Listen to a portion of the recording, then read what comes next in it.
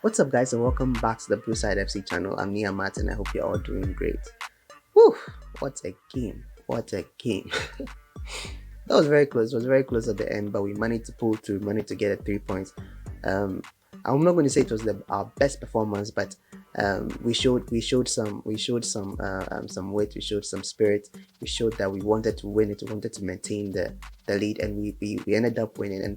And I've just highlighted 3 points in the game that I want to talk about. So yeah, let's get straight into it.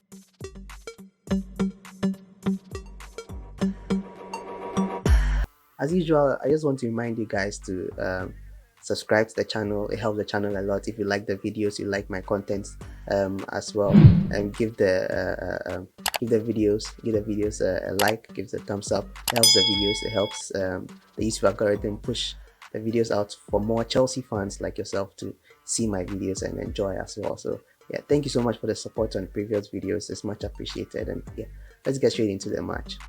Yeah, so the first person I want to talk about, and I think my man of the match, and I don't know whether he got the man of the match of the game. He should get the man of the match of the game. Is Raheem Sterling. What a performance from this guy! What a performance! I mean, in all the games that we played so far, like since the first game, he has been one of the standout players. You can see he's trying and trying and trying to make a difference in the game. And today he was a difference. He was the one who brought us out of um, um, the slump that we're in, because it looked like they were defending, we're not going, we're not breaking through that defense. We hardly got any chances before the goal came. When the game started, I think RLC had Ruben Loftus-Cheek had a chance. I think Sterling did very very well too again, and then he passed the ball to RLC across the face of goal. RLC was alone. I think RLC should have done better.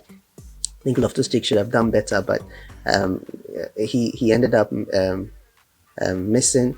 I think it was saved by the keeper. It was a brilliant save, to be honest. But I think a better player, a better striker there. RLC is not a striker, and I'm not going to blame him. But I think a better finisher scores that. And yeah, we had that chance, and I think James also hit the post. Very very good effort to hit the post. So we didn't really get that many chances until Sterling's goal, and it was a fantastic goal. The first goal was purely fantastic. Just reminded me of a Ziyech kind of strike against Tottenham last season. Beautiful. Nothing they could. At least this one, the keeper attempted to dive. Keep Ziyech's own. The keeper didn't dive at all.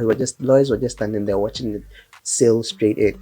So fantastic goal by our standards. A beautifully placed shot. It was like a short dip, so kind of into the top right corner. Beautiful goal. I think Cucurella also did well in beating his man and finding Sterling as well. Cucurella didn't really have a solid first half in my opinion, but the second half was way way better. I think when Tuchel changed the system and pushed him forward a bit and put Aspi behind him there to work on the wings. It looked way way better, and I think this when the system changed, everything also changed for us in the second half, and it benefited Sterling a lot. So I was just happy that he got he got on the score sheet. And what a way to score your first goal for Chelsea. Yeah, he scored in the preseason, but I don't count that goal as the first goal.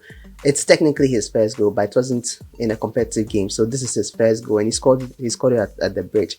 Beautifully scored as well. Like Koulibaly's own to us. So Koulibaly's first goal to us was at the bridge.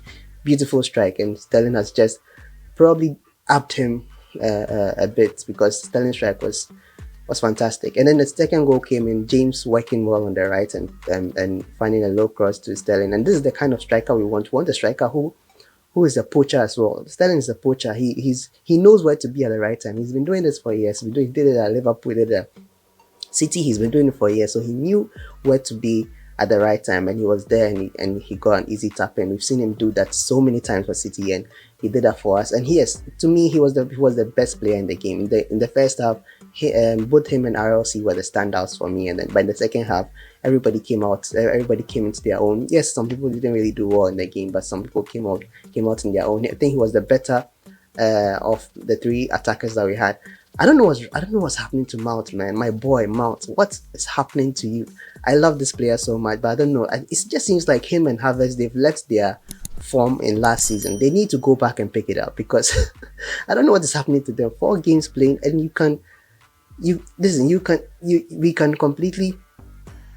I think a lot of people would even forget that they were involved in those games because it's crazy. Like Mount of all people not affecting the game this much, Havertz too not taking his chances and affecting the game. I think Havertz was better in the second half. The first half completely lost, but Mount overall, like what's happening what's happening at home, what's happening like let us know, let the team know, let's like so you come back, you pick up the form that you had last season, because last season he was outstanding. So I'm just hoping that he picks it up. Havertz as well last season he was very good, and I'm just hoping they pick it up soon, because we played 4 games and there are more games to go, but I just hope he regains his form back. But yeah, Sterling was fantastic, and Sterling was definitely my man of the match, and I'm sure he was the Premier League official man of the match as well. Yeah.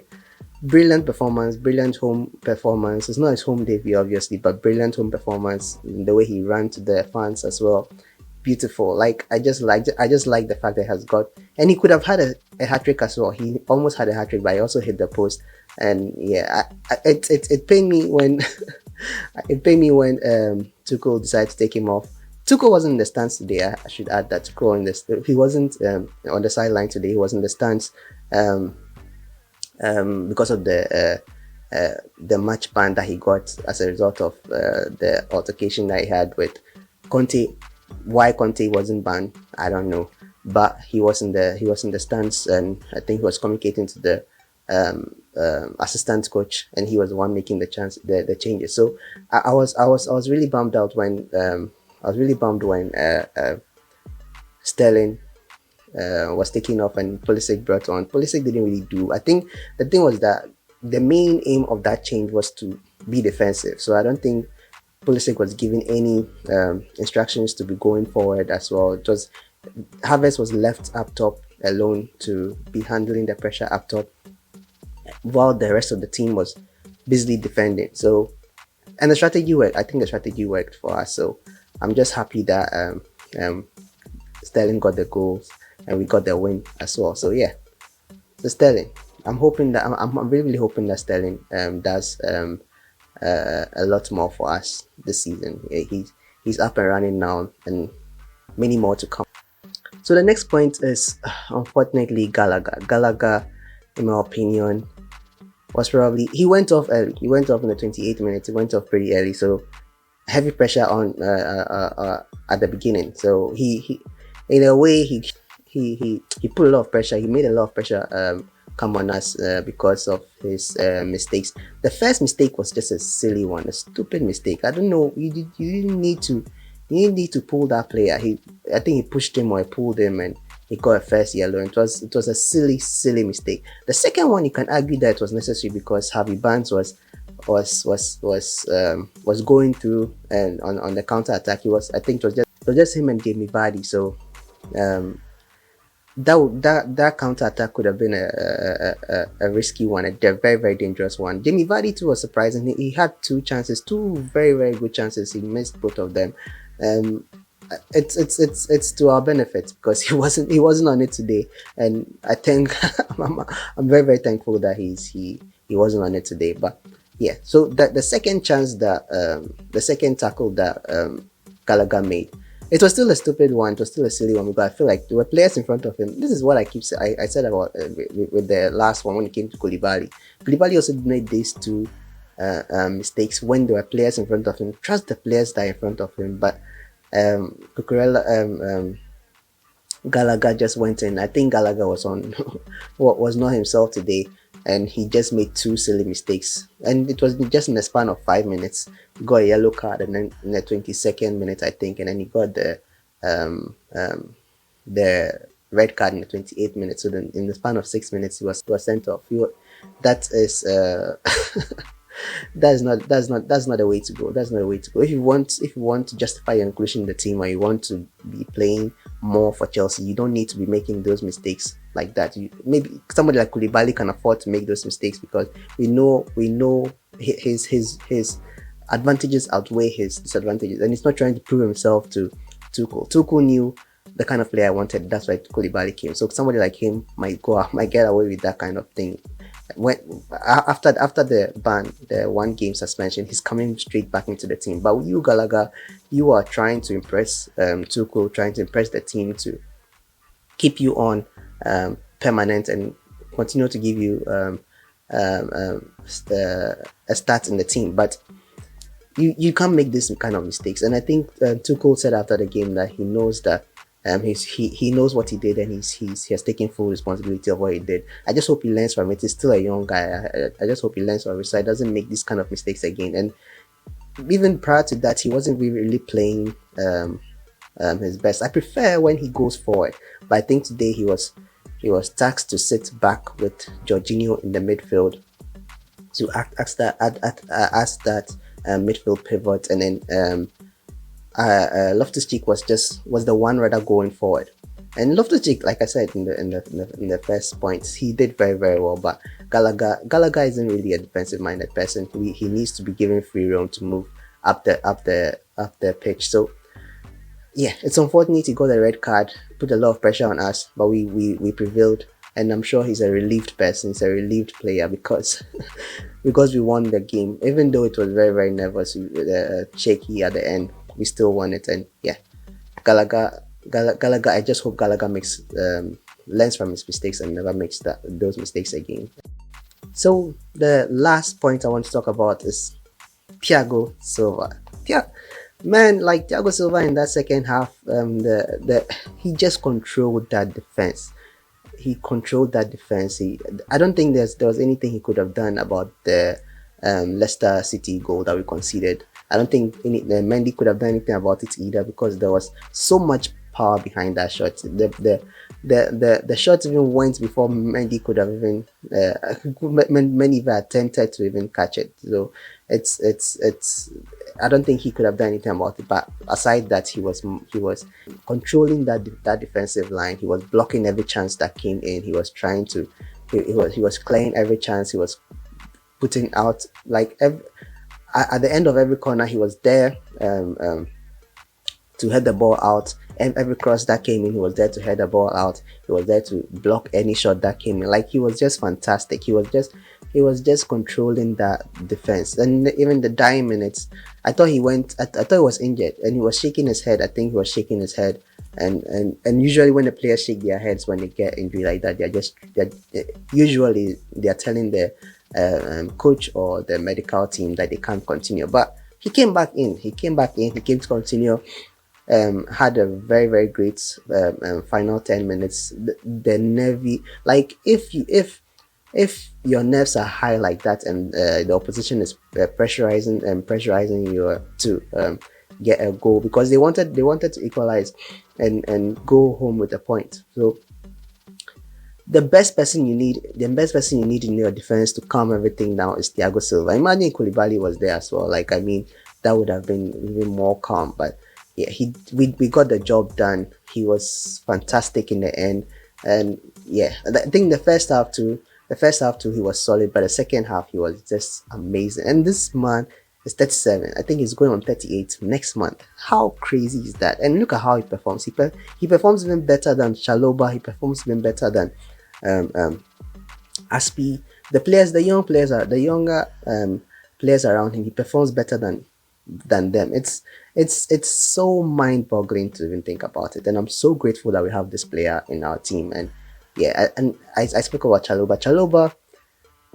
Vardy had a chance in the second half that I think Chalobah should have done better. I don't like it when Chalobah has done this mistake before last season, where he was one-on-one with the striker and decided to tackle him instead, and he completely missed him. And he did it again with Vardy. It wasn't for Mendy saving us again. I think it wasn't even Mendy that saved that. Vardy missed. He beat Mendy, and then he hit. I think he struck the side netting or something like that. So we were off the hook with that one. But I think Jalova should have done far better there. at least like run with him. Even if you can't, don't attempt to tackle him if you know you can't reach him. You'll run with Vardy, and then if Vardy tries to take the shot, then you can block it on that end, or make it or close the angle for him, or make it more difficult for him to take the shot. But he took the tackle. Vardy, of course, you are not going to beat Vardy. You're not going to beat Vardy. Vardy beat him and beat Mendy as well, but luckily he wasn't on target, so we got off the hook. So yeah, Thiago Silva was fantastic. Thiago Silva was even there, ready to block it if it was heading into the goal, but it didn't go there. It didn't get to that level. So in all, I'm very, very excited. I'm very, very excited that we've got the 3 points. So it means we've had 2 wins. In the last 4 games, we've had 2 wins, 1 draw, 1 loss. It's not bad, but it's just the start of the season. It's not bad. We are getting there.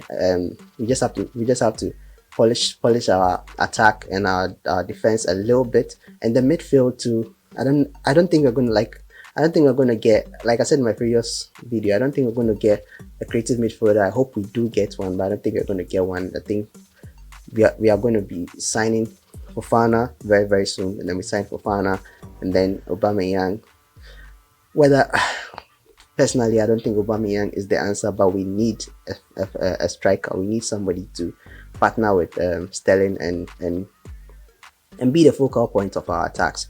So I'm just excited. As you can see, I'm excited that we've at least got the 3 points, and yeah, let's build on that. So yeah, so that's it for the review, a short review, I hope. That's it for the review of the Chelsea Leicester game. What do you think about the game? What do you think about the Gallagher's red card? What do you think about Sterling's brace? What do you think about Thiago Silva? What do you think? Like, if you have any other player that you want to highlight, you want to talk about, let me know down in the comments below. If you enjoyed the video as well, let me give this video a like as well. So yeah, thank you so much for watching, and thank you so much for the support on the previous videos as well. So until next time, see you guys later. Stay safe.